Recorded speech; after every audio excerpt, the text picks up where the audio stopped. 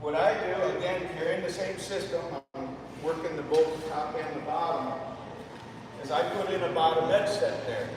And a bottom edge set, again, as the name implies, is we're going to put the trap right on the very bottom, right where they clean that off, right? And the way that I'm going to do it, generally I've been working this river now, right? And I know how deep I can, pretty much get the rods in, right? So I will start by getting to that position, right? And what I'll do is I'll come up there with my boot and I'll feel, yep, that's a good spot for a bottom edge. And I will start pushing the fiberglass rod. If you can see, I'm pushing it in on an angle, right? Pretty heavy angle, because I want it to essentially load up, right? So I'm pushing it in at an angle. I'm pushing down, down, down. Let's pretend that's actually happening. And I get to about where there's an obstruction piece. I'll bend the rod back, right? I'll keep pushing the rod down in, and when I let go, it'll spring it, right? It'll spring it forward. And when it springs it forward, it's actually pinching that trap right against that bottom edge, right?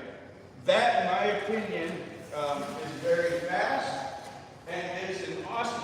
You don't need me to tell you. Go out there and look for bottom edge sets. They're one of the greatest sets there is for picking up reds and making. They're awesome, right? So don't overlook those. Is my point.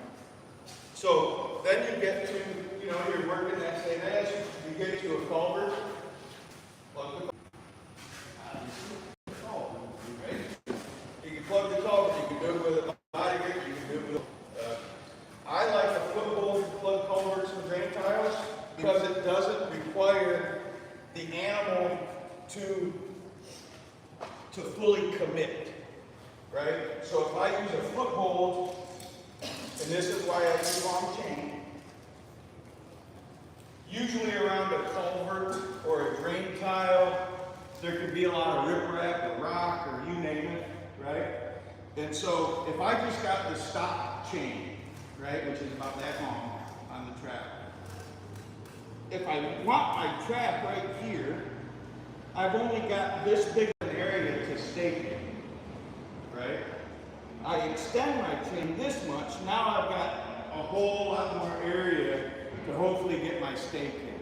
I don't want to move where the trap goes, but I'll move where I stake. So that's one of the main reasons I use long chain.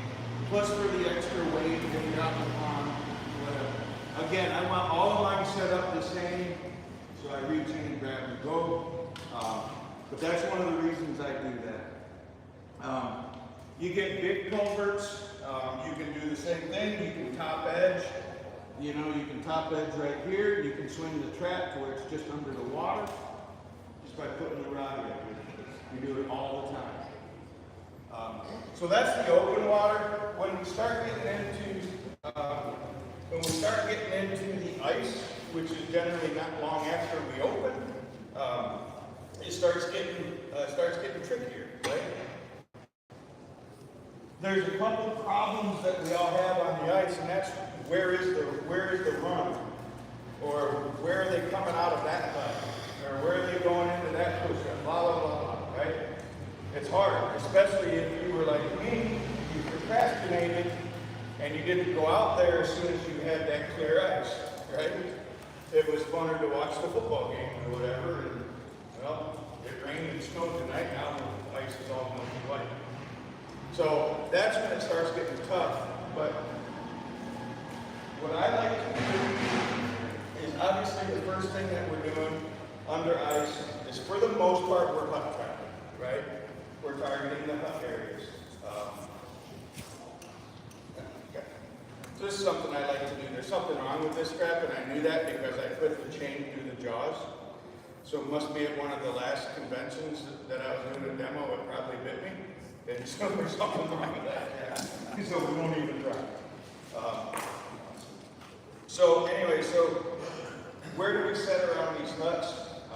Ideally, you went out there in that clear ice, or ideally it's active enough where there's still